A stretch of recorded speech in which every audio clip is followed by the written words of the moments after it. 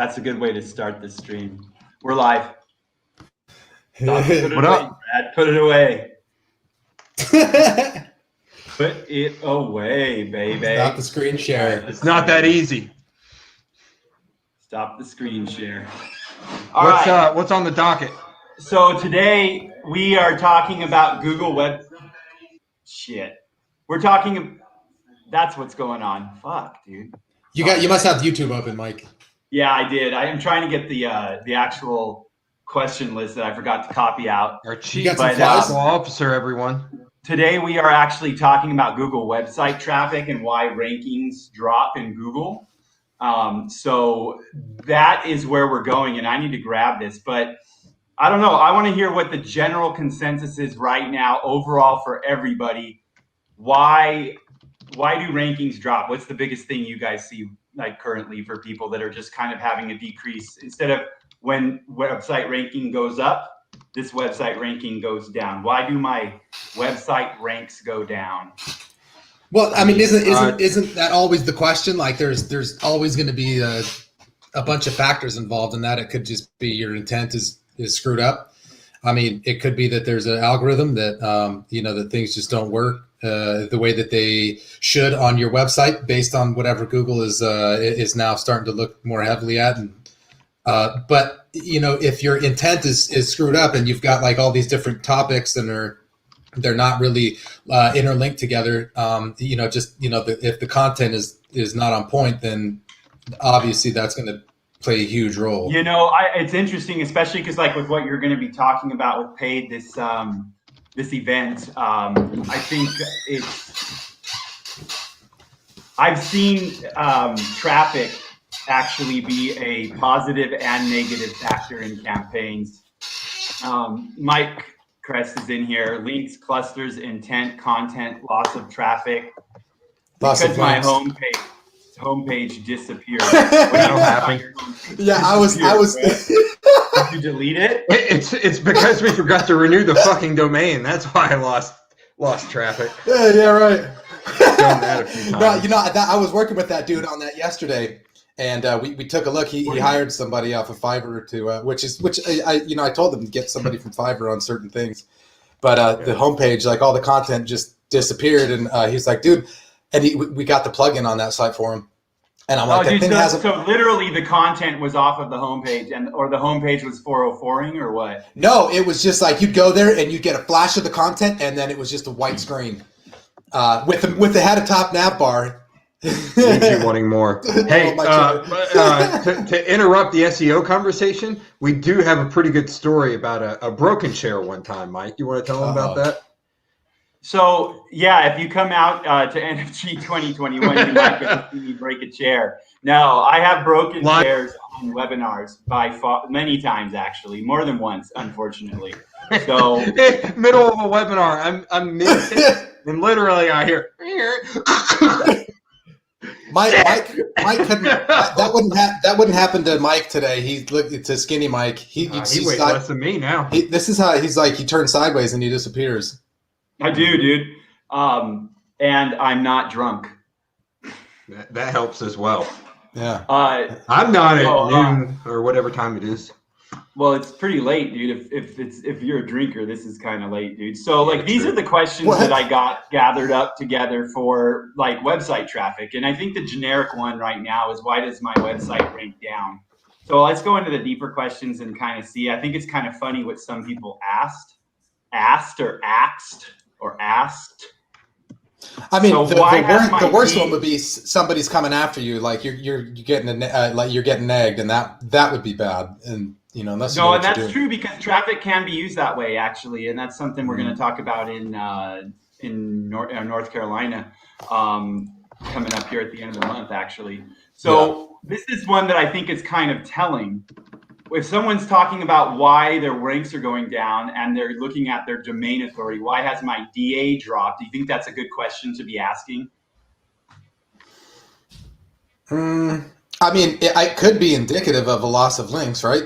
I mean, so let's talk about how DA can be indicative. It can be. I mean, I don't like their math. I don't like what they do. Right. For people that are new in the audience, we're talking about domain authority, and that's Moz. But and I'm not a big fan of anything that's not at least trying to get around what PageRank is or what they've talked about, how they do the PageRank math. But it can be indicative of a few things.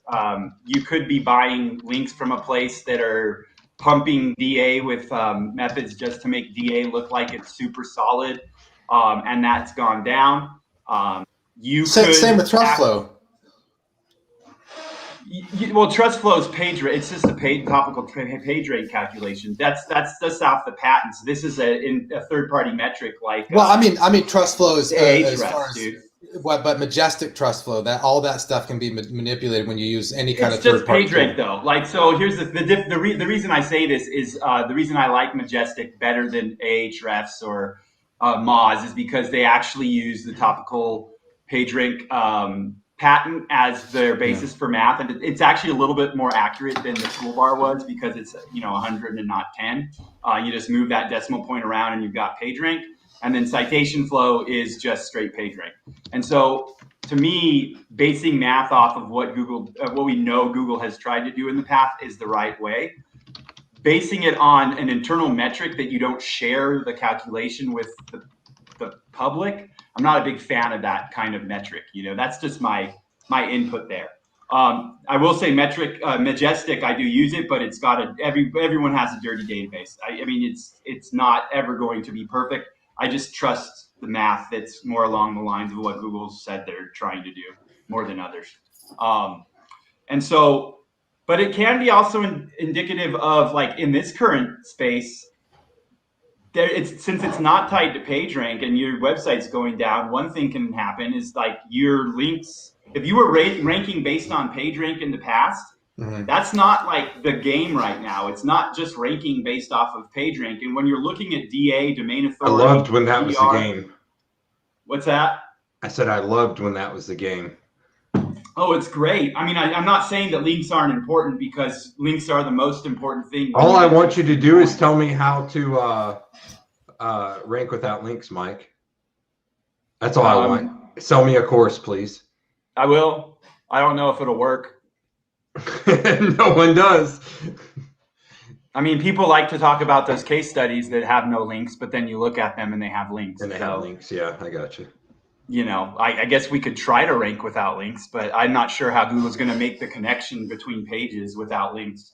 What was interesting, actually, right now on a side topic is that there was a what is it? One of those surveys, those fun, cool surveys that Search Engine Journal does, and it's what matters now in SEO. Fun, cool surveys. Number one is on page, so that's meta titles, descriptions, and H1s, which I can get on board with. Makes sense. Yeah. Number two is organic user behavior, CTR, bounce, time on site, which I can argue for and against. You get down then to depth of accuracy of content at 24%. That's not bundled with on page, I guess. It's not. So they like to break these things up. So actually, what I'll accuracy of on page is what I'm saying true? That has no bearing on. It doesn't, because honestly, does everything Google say, is it true? I mean, realistically, dude, like, does it have? What is truth? To be honest, So let's describe that. Let's define truth from that statement, because this is based off of. I'm going to share the screen. And hopefully I don't get that video you just sent me, but the one I sent you? Yeah. It's cool. It wasn't you guys got this, what matters now in SEO? And I want people in the audience to input their thoughts on this too, because I would like to see what people think. Go away, state of SEO. We talked about you on Tuesday. So we've got 23% at on page and meta title. So we were down at depth of accuracy, and content freshness is cool because people think that's more important than internal linking and topical relevance and backlinks. This is a survey, Mike? This is a survey on Search Engine Journal, the state of SEO and opportunities based on whatever the collected volume is. So we do know that content freshness is more important and site speed is more important than internal linking. They have domain authority on here as a ranking factor. That's interesting. For SEO, bro. That's interesting. Let's see. We Okay, I don't know. I think this is a whole bunch of nonsense when I look at this, It but is. I'm interested in what your thoughts are on this ordering of what the industry thinks is working right now. Well, I think EAT was way too low. Like Zach Voorhees, who's now a Google whistleblower, like he even mentions that stuff, and he says that Is he expertise, related to authority, Jason? he So is. He lives in Greensboro, by the way. EAT is solid because it ties into losing traffic or not having traffic, and EAT changes, and like trying to break EAT away from backlinks and topical stuff is kind of hard to do because you can't really do this without having accuracy and depth of content, good user behavior, and solid internal linking or backlinks. So it's kind of a But generic some kind of that, yeah. But some of that stuff, some of the EAT stuff is actually manually procured. And, oh no, I know, but also the manually like when they do that though, that's all taken into consideration. Is my point when it comes to your authority and your trustworthiness, dude. Is that there are many factors that make you an edible brand, right? Edible branding. That's our new thing here. So we've got here. I agree. EAT is too low. We've got move up internal linking. Absolutely. I just thought that was interesting. So I'd put maybe domain authority at the top for sure. Domain authority. Maybe we actually answered the first question of why has my website traffic dropped, and it's because I thought it was why is my DA dropped? Was that the well? It's because you read the searchenginejournal.com survey and state of SEO opportunities, and you focused. Why is my DA dropped? The correct answer is who gives a shit. Yeah. Okay. My rant's over. We'll get back to the questions. Fletch, did you have anything to say about the survey? He's looking like Mike Crest. I like the black and white. Hey, I'm having. He's the wizard. I love it. Pay no attention to the man behind the curtain. Nah. Well, like one of the things with these metrics is if they were like super accurate and we could just go to the bank with the numbers we get out of them, then what we'd see is a very close to one-to-one correlation with the keywords they rank for. And that's not the case, right? And so that's how we know that either the data they're working on is incomplete or the way they're calculating what they're doing is not really in line with what Google's using to rank for. And so like a survey like this, I look at as like in some ways, just it's content that's designed to get us to click on it and share it. And like, it's exactly what's happening. Definitely. Right. And so like in SEO, like there's a lot of people in the industry that I know talk more about SEO than actually do SEO. Mm-hmm. Right. And they argue about different things and this and that, and the studies they ran and, the surveys they got information from professionals in the field. And these professionals a lot of times are talking more about SEO than they're actually doing them, or they're working on one project, right? One big site. And so they don't really have a breadth of information. That's a really good point. And on that really quickly, I don't want to interrupt you, but I'm going to because the fact is that the search engine journal community, and this is not everyone there because I do read this as well. And I think that there's gold hidden in that site sometimes. But a lot of the times you get someone who's in-house, and I'm not bashing in-house SEOs because in-house SEOs can be badass SEOs. However, or someone that's working a single project or is doing a small amount of websites, and they're working with a certain domain in a certain market that has certain metrics. So in their market, they have factors that are more important than others in that market because something they might have come on when something's already been done and they've already established it. There's many reasons, I think, why people's input could be skewed to one of these rather than another. If I'm a publisher and I have good user metrics and my content's being updated every day and I have markup and I'm a brand that's known in that market, then that's going to be the most important thing to me because guess what? When you have a solid site and you publish content all the time that's actually well optimized, it's a huge freaking ranking factor at the end of the day, and it sucks down tons of traffic, right? So I get it. I think it is very skewed, though. Yeah, I totally agree. Yeah, well, like folks in that situation, and this is not bashing at all. Like it's just how we are. But we become blind to things that we didn't have to do ourselves, right? There's just the situation we stepped into, or something a different department's doing in the company, or whatever it might be, right? And so it's like if that's not something that we're changing. It's kind of like that's our baseline, right? We're just ignorant in a like non-pejorative sense, which means we just don't know about it because we haven't worked in a situation where that's the thing that we're looking at changing and seeing what the results are. So yeah, the list is interesting in that it represents what it represents, but then you have to ask some questions about what it actually represents. And so this is the impressions of the people who took the survey and gave data based on where they are, what they've done, what they see, So let me ask you something, Fletch. Would you have taken this survey, or you, Mike? No. No, I wouldn't have taken it. Exactly. So there's a big telling point right there, right? I like the Moz community. I like the Q&A section over there. I've always kind of hidden in there and answered people's questions and paid attention to the market. But it's the same kind of thing. I think that doing SEO for money generation and feeding your family is different than doing SEO as a job.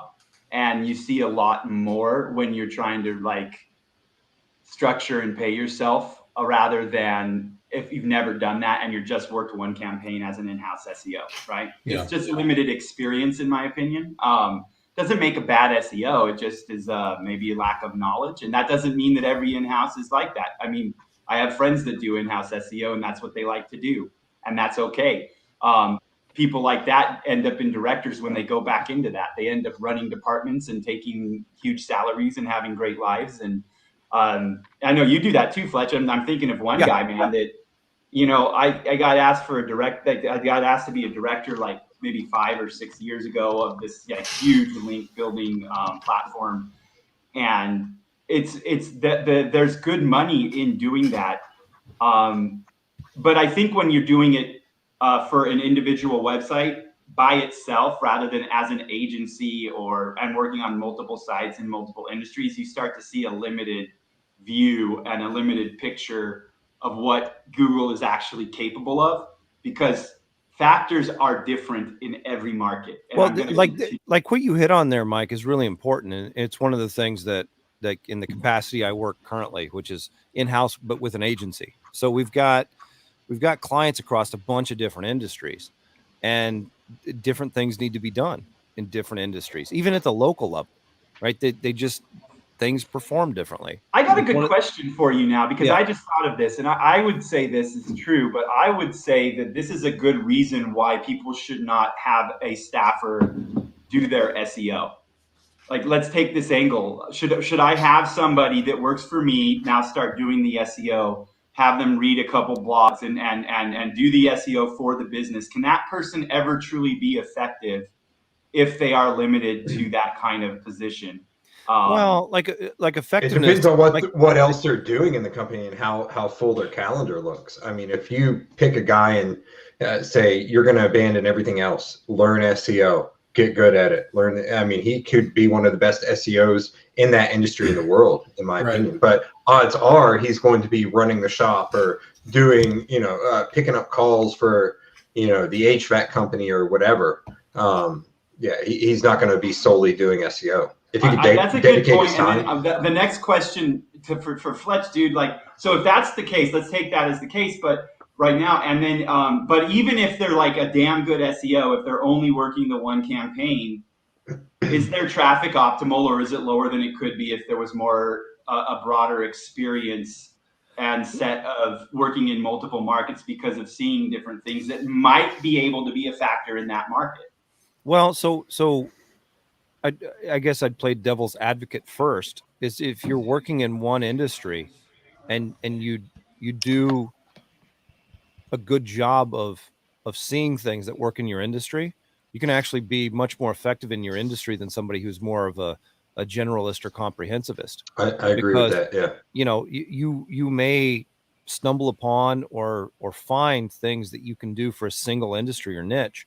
One of the reasons that niche agencies tend to work very well is like they're all pretty similar. Like at a local level, you got different towns, but like the things that work for a plumber in New York City probably work pretty well for a plumber in Atlanta and in St. Louis and in Houston. Also, you've got your, I mean, if you know the industry, like when I was doing when I was first getting started, SEO was easy to me in the automotive industry because I knew the industry. Okay, I'm going to get a link from here because we're going to buy it. Yeah, we're going to buy a sponsorship from this site. We're going to get the traffic. Also, that's going to improve our SEO. I know what words to include on page. I know what terms to target. If you really drill down and you're serious about learning SEO, I think you could pretty well dominate.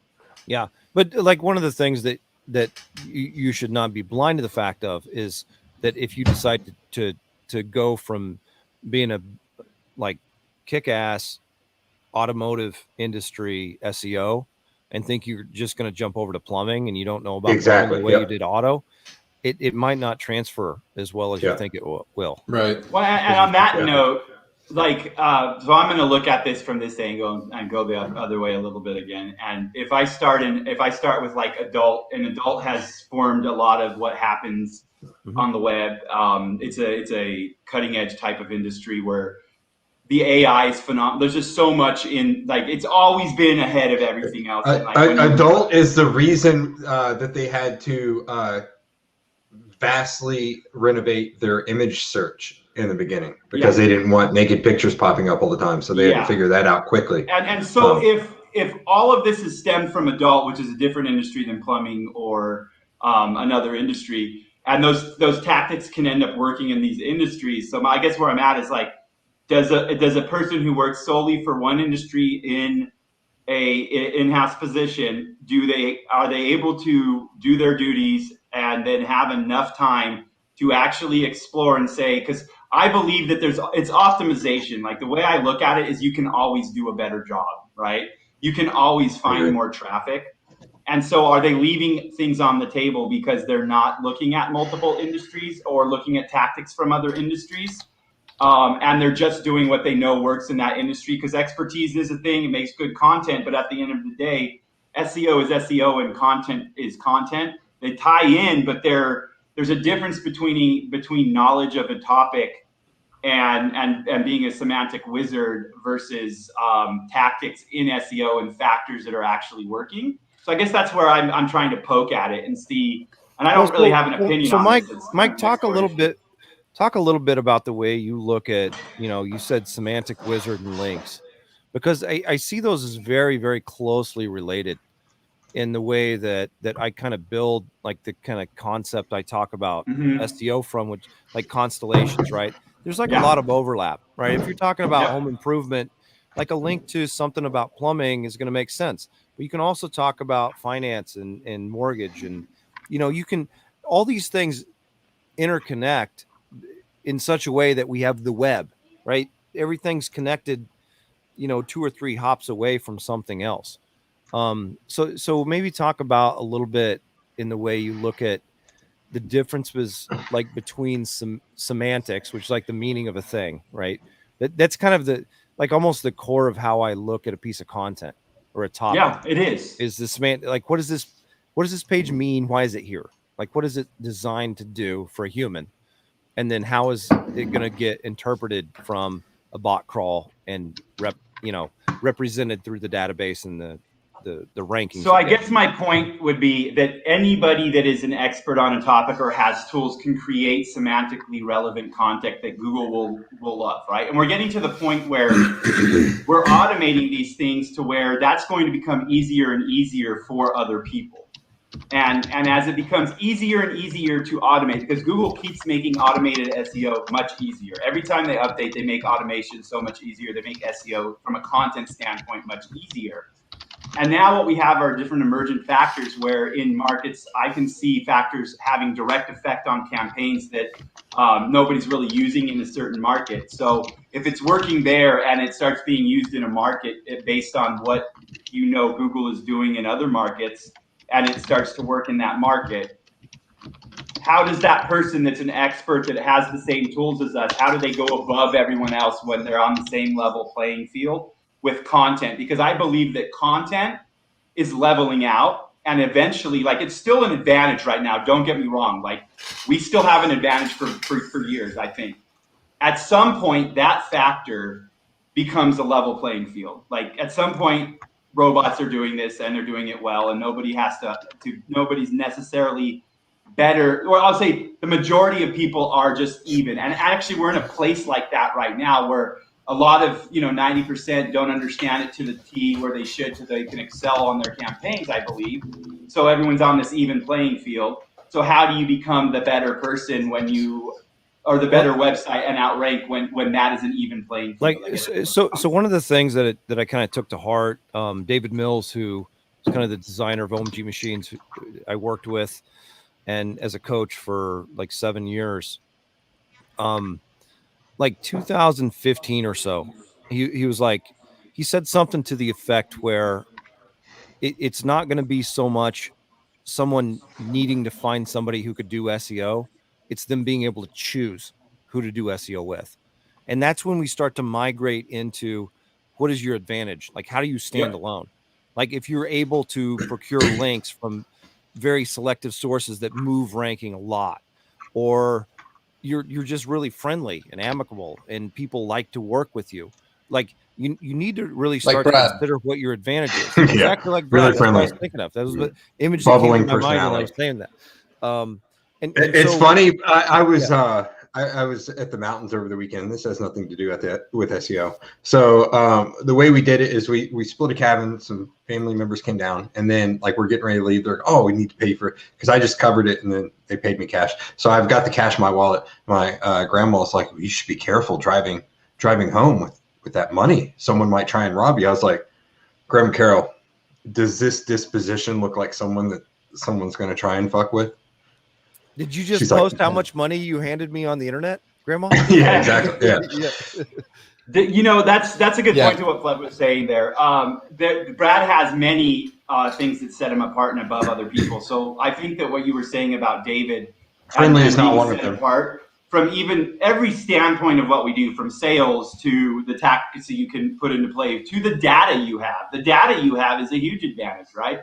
The access. The reason we're able to do SEO for clients is because we have access to data and tools that they don't understand and don't have and haven't trained themselves to do. So it's definitely the formation of a business relationship. There's no question. Yeah. And I do. Yeah. Well, I was going to say, kind of looking to the future, like you mentioned, Mike, and I thought that was a really great point, is that, every factor eventually becomes a level playing field. But it's like links, right? When Tim was pushing payday hardcore. Yeah, exactly. It's like whoever has the most links wins. And then so I think one of the things that is inevitably going to happen is that, I mean, right now, like there's so much AI that's producing content right now. And there's actually, just the AI that they're getting into that can actually mimic a human. Like they could take your likeness, Mike, and create a video of you talking about something. I'm using it for video, dude. I use exactly. He's using it right now, actually. This is not Mike. Brilliant AI guy. Yeah. Actually, I do have some deep fake streaming technology that I've been playing with, and it's kind of funny when you go up there and you're a freaking woman, dude. It's hilarious, dude. Actually, you being a woman is not funny in the slightest. Yeah, it might be a nightmare for me. I don't know. I'll be honest. But I think eventually, what's going to ultimately end up winning out is, I think it will end up being like more along the lines of where you have an actual person who's going to, when they're signing in or signing, online, that they're maybe they're doing an authentication through an eye or a thumbprint or something, and they're doing the work that's actually going to get out there and be exposed to the public. So we know that it's actually coming from a real human, right? Most of the stuff that happens in most industries happens behind closed doors. You don't know who's doing any of this stuff. You don't even have an address on the website of most SEO companies. And then you zoom out and look at just every industry as a whole. How much of that do you actually know is human created? You've got I used to say that eventually you'll need that social security number to actually be a profile, or at least your driver's license. Beyond that, they don't need that. They don't need the number to tie you to a profile. They absolutely don't, even at this point and stage. Right. No, just your behavior. Your behavior is enough of a signature for them to know eye tracking right now. I mean, you can read their terms of service. You can see what they're doing on phones. They can profile your different devices in the same account. There's a lot of interesting stuff that they're doing, terrifying from a privacy standpoint. terrifying from the fact that they work with the government and they monitor freaking voice calls. Terrifying in many ways, but from a marketing standpoint, it's actually pretty amazing and interesting. Have you guys read Fletch? You'll like this one. I know Mike will too. I got it. It's relatively basic, but it reminded me of Mike. Big Data Demystified. They talk about customer journeys and shit like that. So I kept thinking about it. It was very closely related to a lot of the NFGP stuff that you covered, Mike. It's really interesting. But it's talking about how big data, like how to use big data and stuff like that. But like just reminding me of that. One of the things like that I try not. I always try to check myself against and just a kind of open suggestion. Like if you are of service and creating value, you will be compensated if you know how to do that well.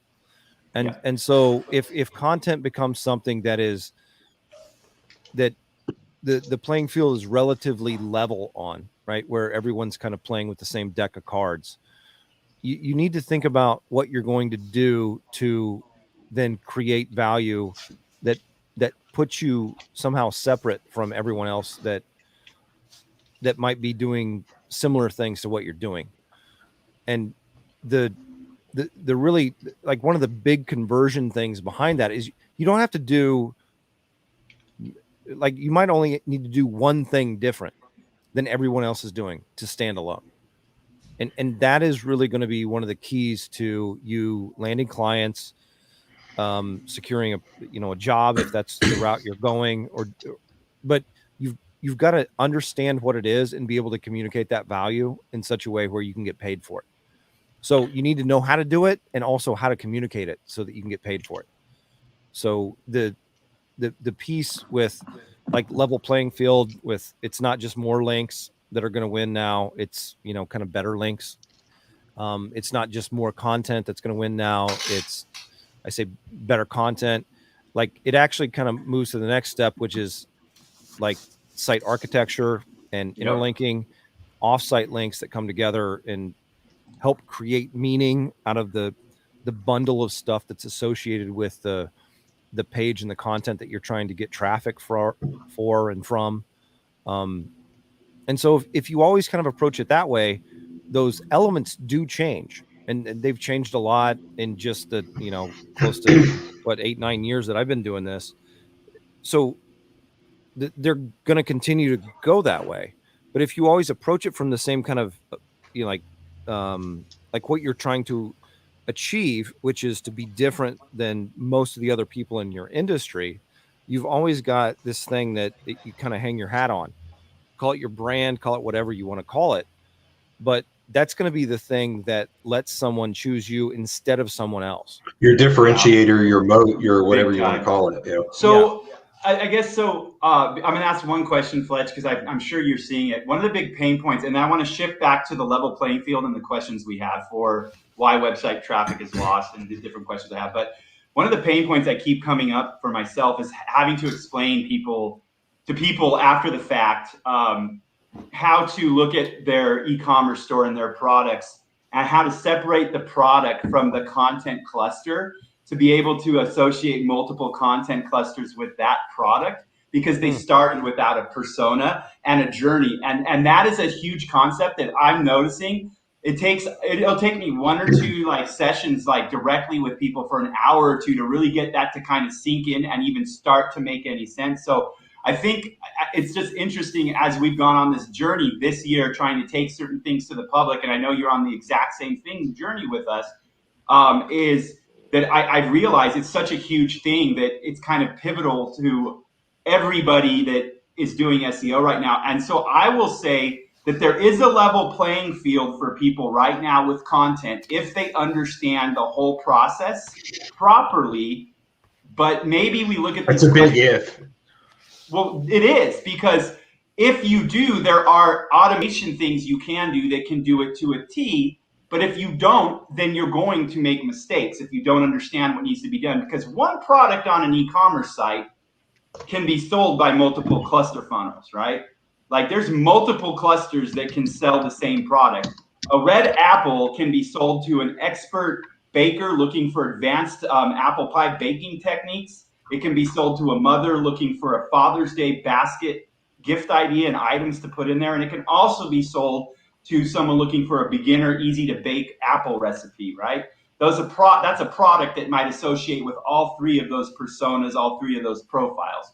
And so I think that's been the biggest, besides tech, that's like one of the biggest issues I see when people ask, why is my website traffic dropping? I can say good 90% of the time, I can just quickly look at what they're doing and realize, look in their console, look wherever, and realize, okay, you got this all screwed up. You're not tight enough. You need to exclude these phrases here or focus them over here. Would you say that are you explaining what they are to a lot of people right now and trying to teach people it, or are you more just doing it for other people right now? Like, have you seen the same pain point? Like, what are you thinking, man? And Corey, you too, because you're doing it as well right now too. So yeah, so it's a really good point. So you've got the same product page, for instance, on an e-commerce site, right? And it's whatever. The clusters that I build are not just topical; they consider the journey, right? Yep. They consider the person. And so you've got a topic that let me think of an example to try to illustrate this better. Okay, so like I come back to like home improvement, like solar panels, right? So there are going to be people who may come into the funnel because they're looking for tax credits, and they're very much financially motivated to offset some of their income in a certain year. And they land on a blog article that you've written about maximizing tax credits in 2021, right before the end of the year and all that kind of thing. And then that article is linked over to, some of the things you can do in your home that would qualify for tax credits. And then that article might be linked over to, get an assessment for solar panels in your location, right? Wherever you might be. That same product page or service page, solar panels, you could also navigate to from a completely different, like, personal space. If you're like really green and want sustainability and like save the planet, climate change and all that kind of thing, where you might look at industrial or utility levels of pollution creating electricity, and what you want to do is offset that as much as you can. And so you move that route and go back. You land on the same product page through a different route. And so those clusters actually maybe overlap just on that one page. But then there might be another cluster that overlaps 2 or 3 times with still a different journey where somebody is looking at reselling their house and trying to maximize the value and how much profit they can get out of improvements they make to their home before they sell it. And so they might overlap with the finance side more, or they might overlap with both sides. And so there are all these like kind of Venn diagrams and constellations that have these different stars that are in common.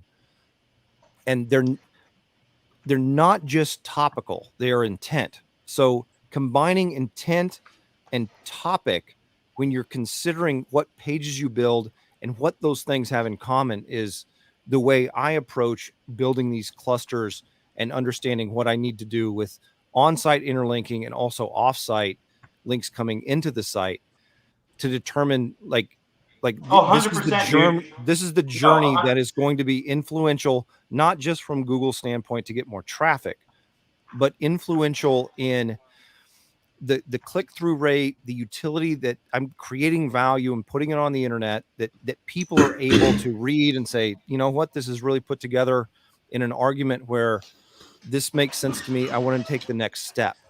And so I really look at like SEO as almost a funnel that you're looking It is a funnel. And Yeah. and I think that's what people are really missing. And I think people are also missing, like, some of the stuff I've talked to with Corey.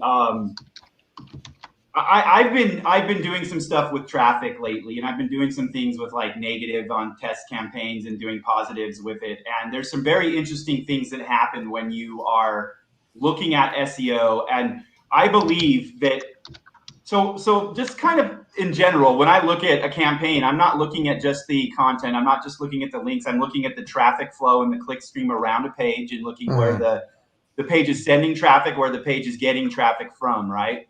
And, we had a talk with someone in a restricted market yesterday, and we showed them a couple places that they should go buy an embedded image link, right?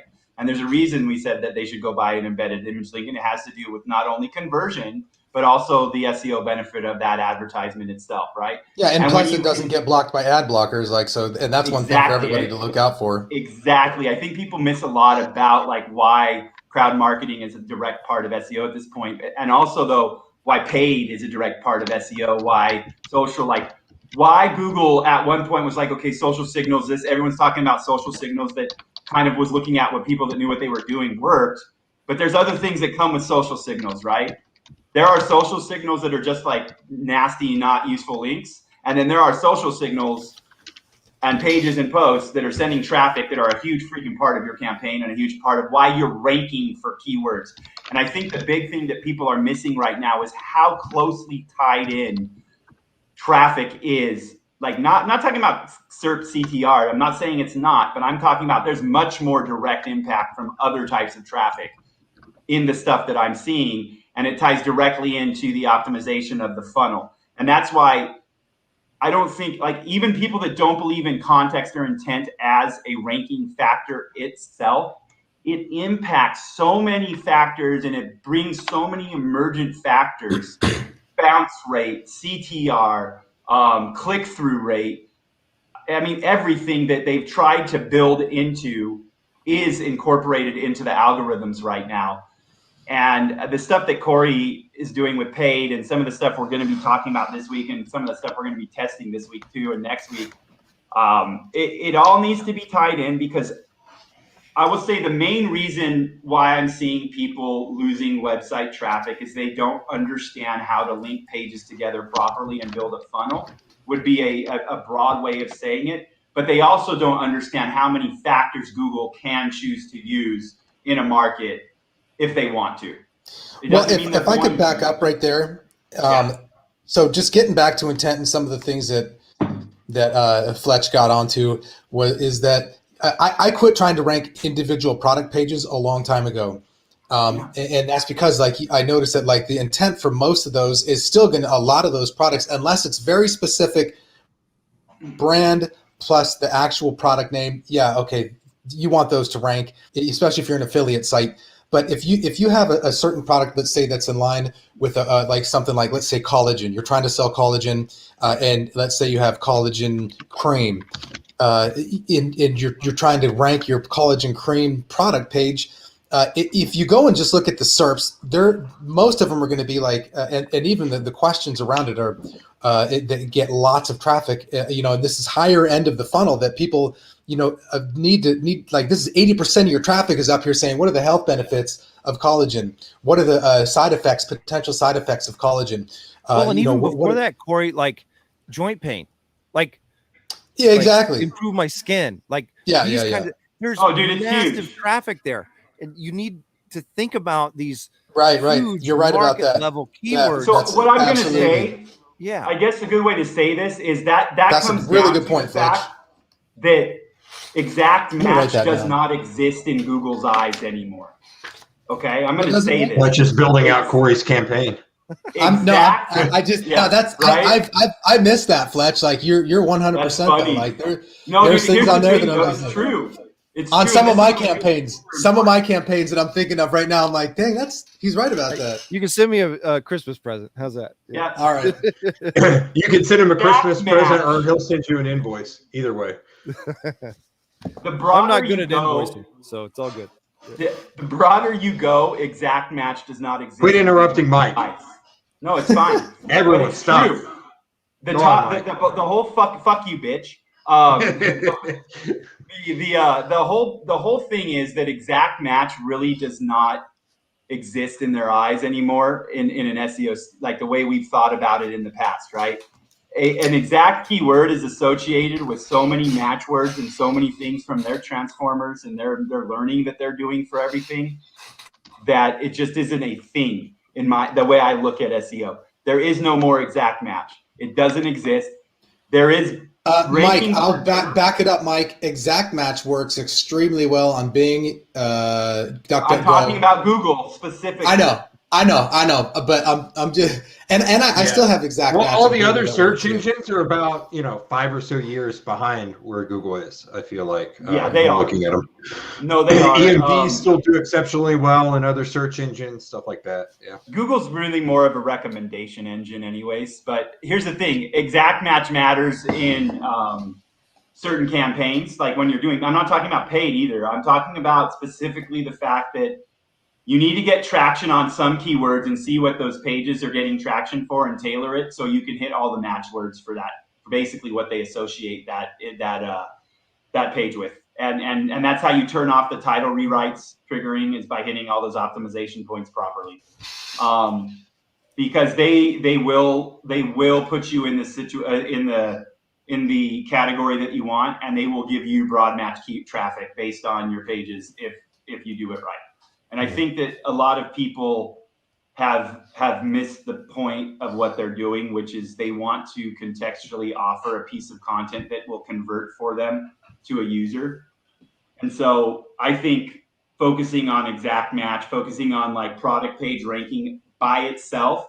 So the conversation we had yesterday with Dude, don't throw that into the title. It needs to be able to be replaced with something else to convert when it needs to convert, and we need to get that shit out of the index as quick as possible when it has to happen so that Google can feed a new page. And then if you're doing this right and you're contextually delivering everything, you can 410 your shit and now have a new target page in that cluster, and Google will make that association fairly quickly, and you now have a new target ranking page for Google in the search instead of now having to go and start again from the beginning, right?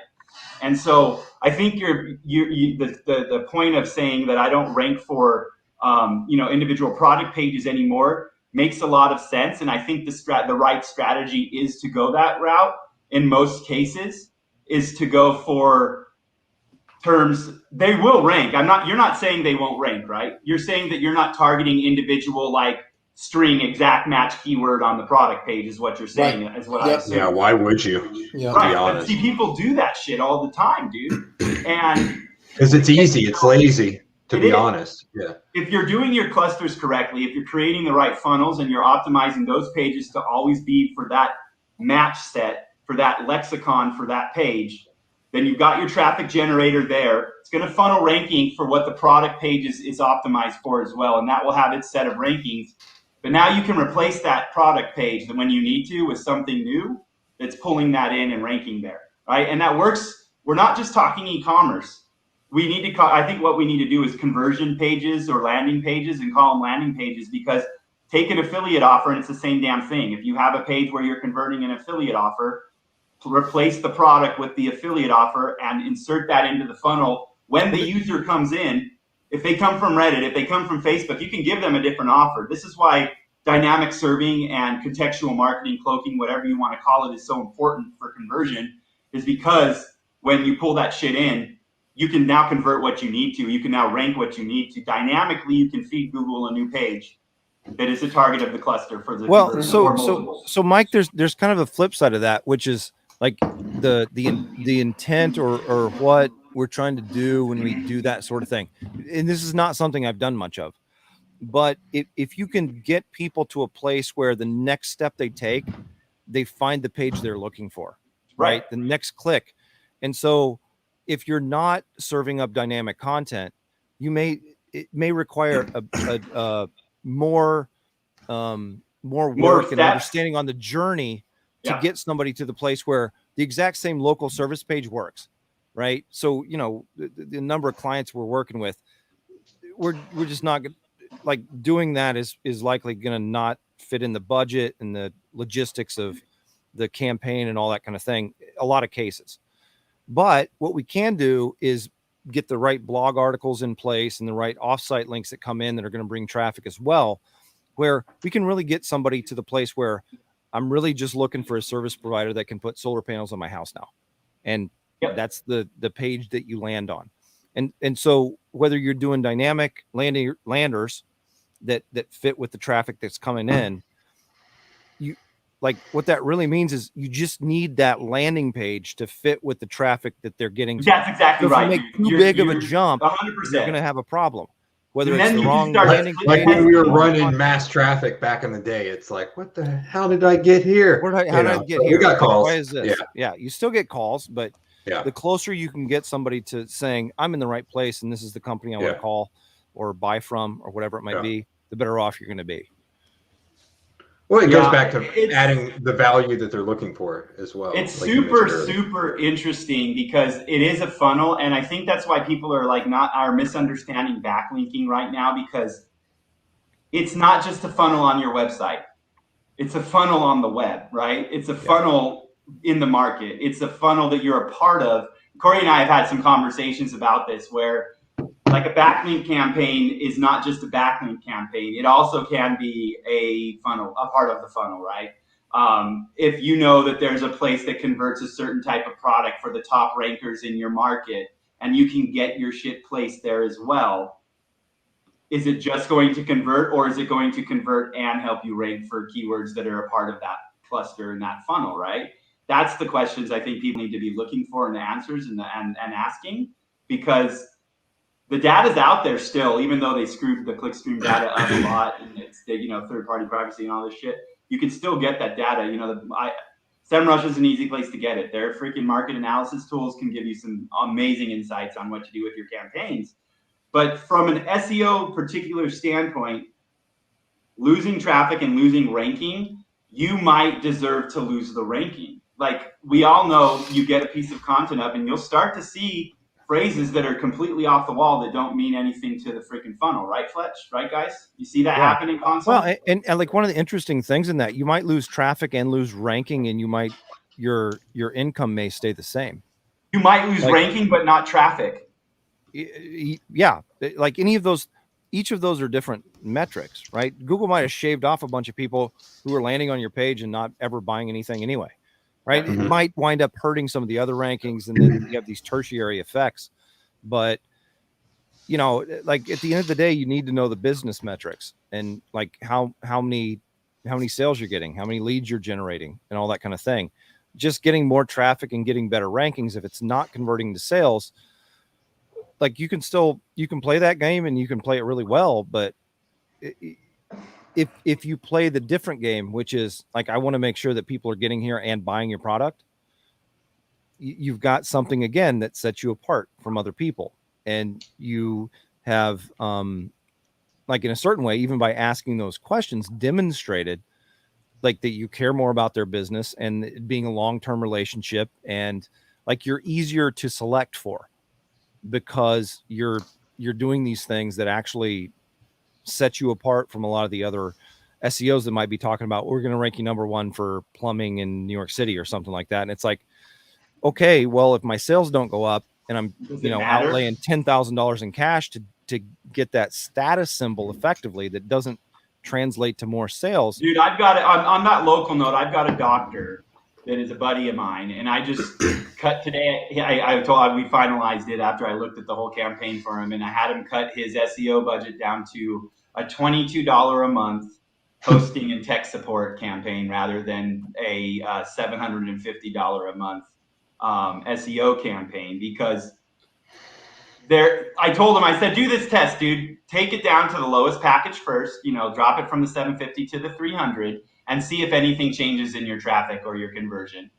Nothing changed after dropping from 750 to 300. And then I said, do it one more time. We negotiated something else and nothing happened.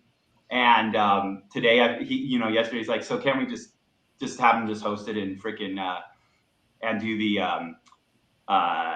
support for the site? I'm like, yeah, dude, just cut them down to the $22 a month, So whittled that down from $700 a month to $22 a month, and it will not affect the traffic whatsoever. Is that your foot rub doctor? My foot worm? Foot rub, yeah. That's my foot rub doctor. That's what I call it, my foot rub doctor. Yeah. Mr. Rubs. But that's the point. Okay, granted, yes, they were a freaking sham, dude. They're literally were charging like $750 a month for like 2 or 3 guest posts a month and some review software that he could send out that he never used. And then they didn't change the package when it went down to 300, and it didn't change. But then once they dropped it down, we slowly had them remove everything. And I reviewed the linking campaign, and it's just like, I'm looking at what they're charging. They're saying, okay, this takes 2 months to place a link because it takes 4 hours for us to place it or whatever. And they're charging $750 for 2 links a month. Those links were like freaking $30 links on the retail market. You know, it's like, and that's why I think it's important for everyone that does client work right now, and anyone coming out to talk to us in North Carolina, is to really understand that you don't have to be that way. There's so many ways to actually affect traffic at a cost-effective level that it's kind of useless to kind of just don't focus on the old school SEO. Start focusing on what you really can do and start focusing on the funnel and the web. Because, man, I think that Google will lead you to the money, because I believe that Google's part of that funnel too. They are shoveling traffic to you to see what happens so they can make money on it in another location, right? And so you are part of their funnel. Like your website, when they're sending traffic to you from Google, you're a part of that funnel for that user, for that profile. And if you fit in that funnel and you perform in that funnel, then you don't get shaved. If you don't fit in there, then you rightfully get shaved. So be the right person to be there. And I don't know. Like even Mike, like to give an example of like, so I talked about solar a little bit. Like we routinely get traffic that comes through a funnel that's about relationships, because like one of the stressors on relationships is finances, and getting your like home finances figured out. Like there's ways to do that. And so when you start considering where you can get traffic, say it all comes from Google, but it comes like if you're doing a solar offer, if all you're doing is thinking about solar and not thinking about the types of people that would benefit from that sort of thing, you're looking at relationships, you're looking at finances, you're looking at eco stuff, you're looking at businesses. Probably there's just on that note, when you've done your research correctly and you know that you have that data, well, now you can go and you can, if you want to be the white hat, you want to do outreach and relationship, you create a financial guide, write it for the financial company in town and hand it over to them and have them link over to you for the solar part, dude. Yeah, I mean, now you got a link and you got a resource to help educate people. Yeah. You've provided value, you're getting compensated for it. Everybody wins. Google's getting the data that they want, everything. Like ask questions, like use your mind to explore like where, like what most people would look at like completely separate industries could I get some traffic from that it's legitimate for them to wind up landing on my service or product page at the end of the journey that I've helped them, kind of go on through my links, right? Whether they're on-site navigation links or off-site links coming in.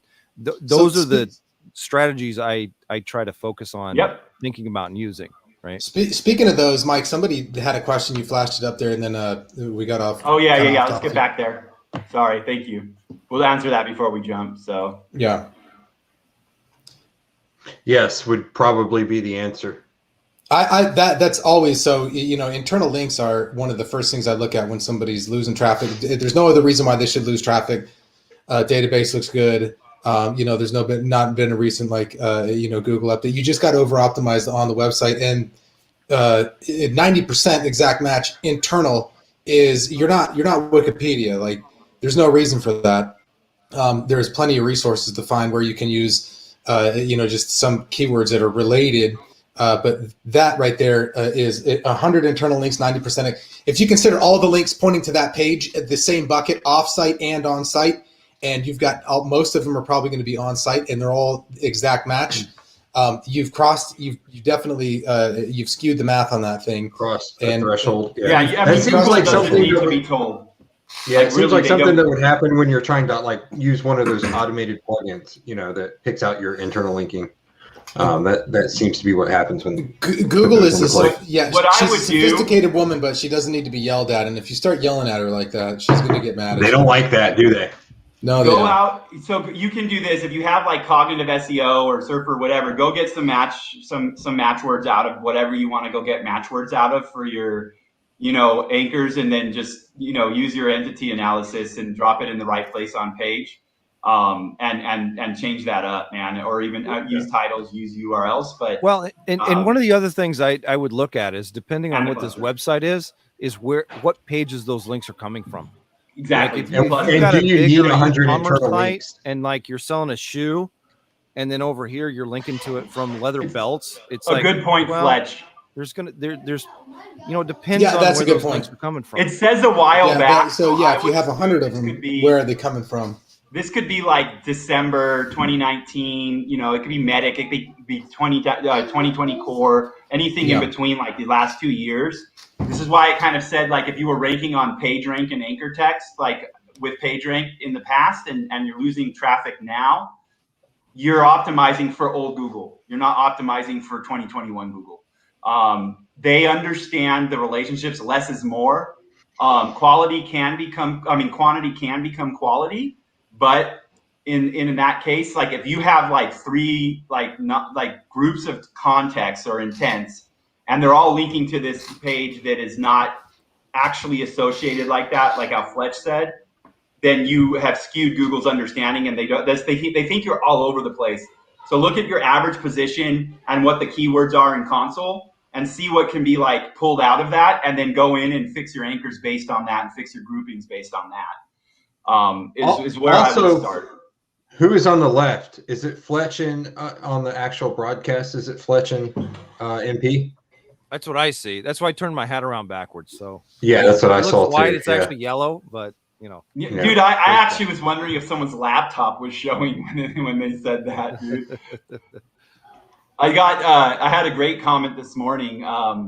I said, do you do black hat? My answer, I said this to a buddy, and I answered it myself. I said, no, because black hat's illegal. And he goes, black hat's for junkies. He goes, do you shoot up heroin?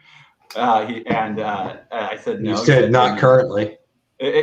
Black hat's for junkies is my new shirt. I do like that. Yeah. I bet you could sell them. Holly's probably already got a Vistaprint campaign going or something, but easy to tweak is relative. I happen to know you understand this more than a lot of people in the industry, dude. A lot of people have a really, really freaking hard time with this concept of it's something I've not been able to automate, right? Like we were talking about the automated tools and the backlink plugins that you can put for like in WordPress that'll just say, oh yeah, link here with this anchor. Like I haven't been able to use any of those because so here's the thing, and I think in the really process, need to kind of have your mind involved with it. Yes. The process is, and I think that's why like those that are coming out to the event are going to have a good time at the NFG 2021, is because those have a place in the process, but they're not the answer to the full process. You know what I mean? It's like a phase one to me. Like if you're using that, you're in a phase one. If you're not going and re-optimizing, you're not doing SEO. You're just content marketing is the way I look at it. If you're just throwing stuff up and never going back, you're not doing SEO properly. You are just creating content. That's how I want to do it. Yeah. Automation has its place, but it's never going to have a gut call like a human does until we have things that understand real intent, which is empathy. When in a year or two, I think we could be there with the AI. Yeah, we can eventually, I think, especially like right before Skynet takes over. Yeah. Well, even with AI, like those algorithms are trained, right? They gather data. They're going to be based on what people are, clicking on and gathering more information. So, like, if you put something out there that hasn't existed before, and people engage with it and click through on it, like Google's going to learn that and be like, yeah, solar panels are a legitimate landing place 2 or 3 hops away from somebody on a relationship site. Like that makes sense. Just because they haven't seen it before doesn't mean they're not going to be able to recognize it. But until those things are in place, it might not look like, you might do research and not find anything like that. It doesn't mean that it wouldn't be good to have in place, right? The lack of evidence is not evidence against the thing that you see is like, this makes a lot of sense to do. So like wait for Google's AI to catch up. Things, that AI does not do. AI is trained to look for things that it can notice with crawls and whatever it does, but it can't look for something outside of its own programming. It needs that input, and human minds are largely, well, almost exclusively related to things that we can put on the web that can become input for how things evolve and progress. Until that's there, you're not going to see evidence of it. So it's job security, if nothing else, for people that understand this pretty well and put this in place and has systems for looking at like, hey, like we're going to do a new campaign, same landing page, but we're going to look at getting traffic from a different, top level market. And, until that exists, there's not going to be any evidence that you can find with any of these tools because those pages aren't up there. Those link profiles are not there. So, just a little, yeah. I've been thinking about bringing someone onto this stream that I think we'd enjoy talking to. He wrote a book about semantic web, like 2011 or something. The guy's freaking amazing. But his concept of his name Bradley Benner. Intent, what's that? Is it Bradley Benner? Yeah. Bradley Benner. Enough room for one Brad on this. I don't know. Brad's scared of other Brads. When he can fight me, he can be on. He can have my spot. Until then, no. I am looking for a fight in October, though, Bradley. So challenge. I'm bringing Dirty. Oh yeah, he'll be good. Not to put pressure, but honestly, the persona 3 days of partying, he should be and the journey is like the keystone, man. I do believe, like Fletch, like the keystone of all of it is the funnel. And it just takes a lot more data. It's the only place you're going to get money. Yep. From a human making a decision to buy. Well, and you know what? I'll back up and just say the best way to learn this is to get yourself a site and even go out and supply, find your own product and try to rank, and do the work on it. And then besides that, then you're going to start looking at other tools like what are the personalization tools that I can start using? How do I increase my the rate of people? Let's say you got 2% of people who visit the site buy something. How do I get that up to 2.5 or 3%? Like these small increments, and you start really thinking, instead of just like an SEO, you're starting to think like, like a gatherer, like somebody who's hunting, like a business owner who really wants people to show up to your site and buy things, right? That kind of circles back to the example we brought up earlier. Like in the auto industry, if I'm working for a guy and he says, "Okay, I want to rank everywhere for all our products," go after it. That's exactly what I was trying to say earlier, Corey. Is like all I'm doing is focusing on this one website in the auto industry, I'm gonna try and figure out. I'm gonna know the customer journey from front to back and then back again. Right. So. Well, and Corey, with that too, it's like 2% to 3% doesn't seem like a big difference. It's actually a 50% increase. It's huge. It is. Revenue. It's a 50% increase. It's a massive And so, like, even looking at these numbers, like, really think about what the numbers mean. Like, they can be massive even if they look small at first glance. Yep. That's what he said. I'm going to answer this question. Is there any benefit to using jump links as internal or external links? I use them as a surfer myself constantly. I appreciate them. And if I'm using them and if I see other people using them and there's traffic flowing through them, it's engagement. Yeah, it keeps people on site. It makes it easier. It's providing more value to the end user, who's the man or woman reading it. And those pages rank better too. Like a lot of those pages because that's an added page element, right? So those pages, and you can link directly to them as well. You can. So. Are we talking about like hashtag? Yeah, it's hashtags to an anchor on a site. So we use them on like Wikipedia. I mean, it's basically like a jump link. You could just do like a table of contents. That's ultimately what a jump link is. That's what I do on a lot of my local landers when I don't want to flesh out a whole site. In the top menu, I'll just include jump links, and it just jumps down to that specific section. Contact us. It's going to go essentially to the footer where all my contact information. Well, yeah, that's like a single page WordPress site. The whole thing is just the whole top nav is just a jump link. There's a site we're going to be looking at in North Carolina that there's some very creative stuff that you can do with jump links. There's some very interesting stuff you can do from optimization standpoints, from like the SEO side. But I do believe that the metrics that come with using them are also beneficial, not just the actual link itself and the anchor itself. I think the usage metrics are extremely beneficial too. Well, it goes through the name server, and if the name server shares information with Google, you've got to click through even if you're on the same page. Exactly. Like one of the things you can do with jump links, like for locations, Like just, you know, you can have a segment on your page and it just jumps to the same page. And now you've got to click through to the location. Like there's so much you can do with that. I It's been use one of my them favorite quite a tactics. bit in with map listings, like a shit ton, actually. Yep. Yeah. So You have quick to. nugget.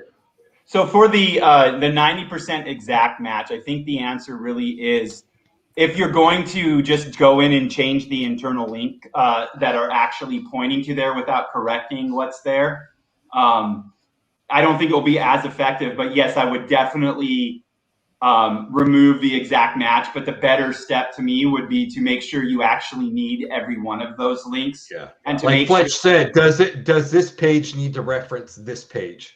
Yeah. If it doesn't, it probably shouldn't have a link. yes, You can just delete it. You might improve your you absolutely might see Yeah, that. you can actually get into more trouble if you change the anchor text and you know, and it skews the intent even more. So easy answer, yeah, good point. I think, for somebody that hasn't been through like all of you had all these years of talks with how we think and everything, would be look at the title tag of that page and the optimization of that page. And if there isn't like a page that supports that's linking to it, you can remove it. If it's just there to be there, I'm not saying take it out of the site-wide navigation. I'm saying that if it doesn't need to be there, don't have it there. And that is true. If you might even find when you're doing this optimization, Mike's right.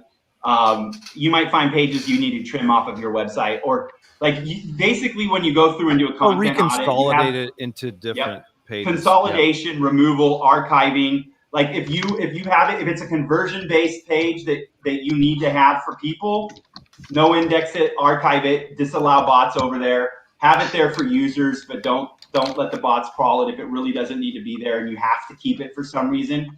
But don't be afraid to just get it out of the damn index if it's just not needed, you know? It's good. So really analyze what pages are needed on the site, where you can combine them. And then that's how you can decide what to remove off of that target there. I think we went over today, but that's our last major question. I have a bunch more, but we didn't get to them because that's how it is. Thank you, everyone, for coming. Thanks for being in the audience. Thanks for coming and talking, guys. See you, North